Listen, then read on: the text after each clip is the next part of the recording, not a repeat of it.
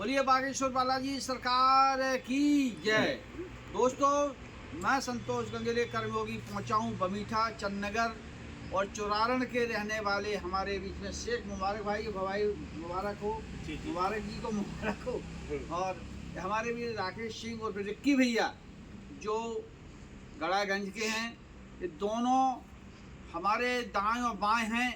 एक हिंदू हैं तो एक मुसलमान हैं, एक राम है तो एक रहीम भी हैं।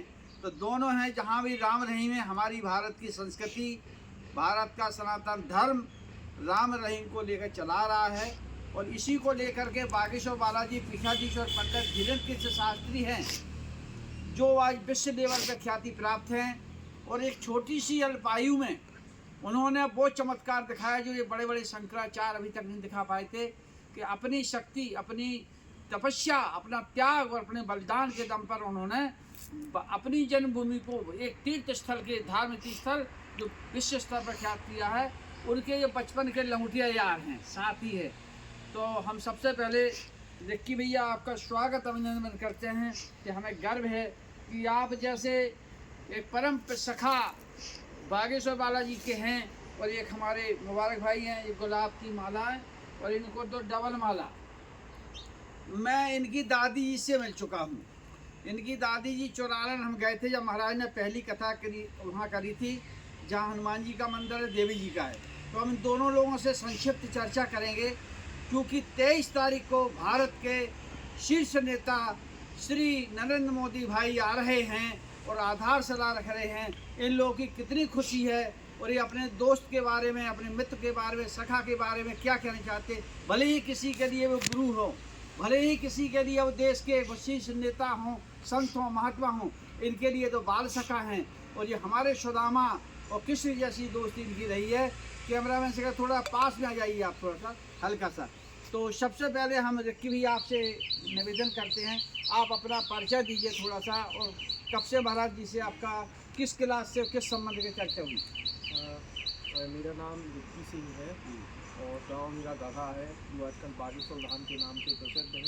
और जो पंडित धीरेन्द्र कृष्ण महाराज हैं, थोड़ा सा और आगे बचपन के मित्र हैं और बचपन से ही हम लोगों का जुड़ाव रहा है, साथ में खेले कूदे हैं।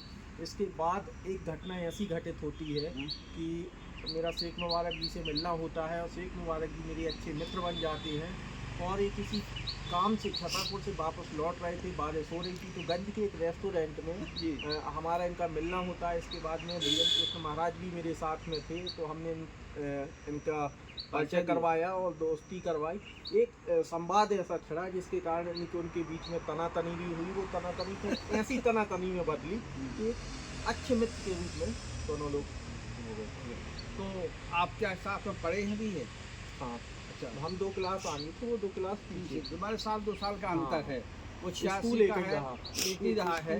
तो ये था शेख जी जैसे अभी कहाया मुबारक जी, रिक्की भैया ने आपकी परिचय कराई, बमीठा में किसी चाय की दुकान पे हो गई। बिल्कुल। उनकी महाराज इनकी मोटरसाइकिल पर पछाऊ बैठे थे। जी जी। और परिचय हुई। तो पहली परिचय के कुछ अपने अनुभव सुनाइए। भाई क्या हुआ कि छतरपुर से आना होता था, मेरा डेली अप डाउन करता था। तो उसी दौरान अचानक हल्का सा बारिश होने लगा। तो रुक गए और गंज स्टैंड पे जो है एक दुकान थी जहाँ महाराज जी का और रिक्की भैया का बैठना होता था। तो चूँकि रिक्की भैया से मैं परिचित हो गया था, तो मैंने रिक्की भैया का जो है संबोधन किया। इसके बाद में कुछ वार्तालाप हम लोगों का हुआ और एक धर्म को लेके एक चर्चा भी नोक झोंक हो गई। इसको नोक झोंक बोलते हैं। उसमें महाराज जी भी बीच में कूद गए। तो फिर और ज़्यादा लंबी नोक झोंक हो गई, एक को देखने वाली बात हो गई। अच्छा। तो जो है अंत में जब देखा कि हम लोगों के विचार और कार्य एक ही हैं, तो इस प्रकार जो है वो सब दोस्ती में परिवर्तन हो गया।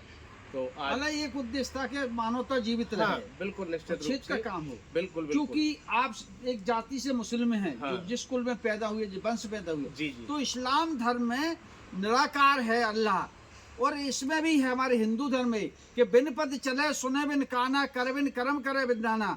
तो हिंदू और मुसलमान धर्म में ईश्वर निराकार है बिल्कुल। और साकार भी है। बिल्कुल तो इसको आप नस्ल समझ नहीं पाते लोग। हाँ, समझ नहीं और पाते। उसके बाद में आपकी समझ में आ गई हाँ, हाँ। कि हिंदू भी वही है और मुसलमान भी वही है। सर्वव्यापी है, सर्वव्यापी। कंकड़ में वो विराजमान है और निराकार है। तो निश्चित रूप से जो है अलग अलग तरीका है मानने का।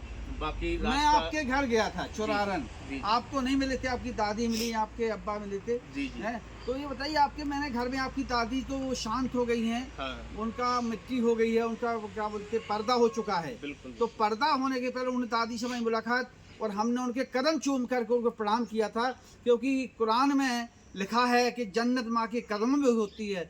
तो उनके हम कदमों में चूम करके हमने आशीर्वाद लिया था। फिर वो अंदर ले गई तो उन्होंने दिखाया कि एक अलमारी में हमारी कुरान रखी हुई है, उसमें आयतें रखी हुई हैं और इस तरफ पर रामायण रखी हुई है, सुंदरकांड रखे हैं। तो हमने ये क्यों है? बोले हमारे घर में 35 वर्षों से 40 वर्ष सुंदरकांड का पाठ होता है हनुमान जी के मंदिर पे। और हम मुसलमान समाज के सब लोग जब वहाँ जाते हैं तो राममय हो जाते हैं, और जब घर में आते हैं तो अल्लाहमय हो जाते हैं। तो ये कितना सत्य है? ये 100% सत्य है। अच्छा। और ये मान के चलें जो हमारे दादाजी थे, हाँ। वो प्रत्येक मंगलवार को कीर्तन और सुंदरकांड वगैरह वो करते थे। आज हमारे पिताजी हैं वो भी करते हैं, और परिवार में चाचा लोग हैं वो भी करते हैं, और मैं भी उन्हीं के पक्षियों को देखते हुए जो है थोड़ा बहुत जो भी बनता है तो मैं भी वो करता हूँ। जब 2022 से महाराज जी संस्कार टीवी पर पहुँचे जी, तो कई बार आपको उन्होंने मंच पे ही बुलाया, बिल्कुल। और वो रोए भी हैं। जी जी। और उनकी कोई घटना है आपकी पारिवारिक संबंध, वो किस तरह की घटना है? ऐसा है कि उनका जो आर्थिक स्थिति का खेल था वो रिक्की भैया को भी पता है कि गांव में एक छोटी सी सरकारी बिल्डिंग में उनका डेरा था जी। और मकान नहीं था, एक कमरा था, उसमें चादर ढका हुआ था। बारिश के दिनों बहुत परेशानी होती थी, तो गांव में लोग जो है उनको किसी भी प्रकार से महत्व नहीं देते थे। तो गांव में रिक्की भाई का उनको सहयोग रहता था, कोई भी समस्या आई तो रिक्की भाई जो है सॉल्व करते थे। और जो मेरे लायक हुआ इन्होंने बताया तो हम दोनों लोग जो है जाके उसको निपटाते थे, जो भी जैसी भी समस्या आई उससे समाधान का ढूंढते थे। जैसे वो कहते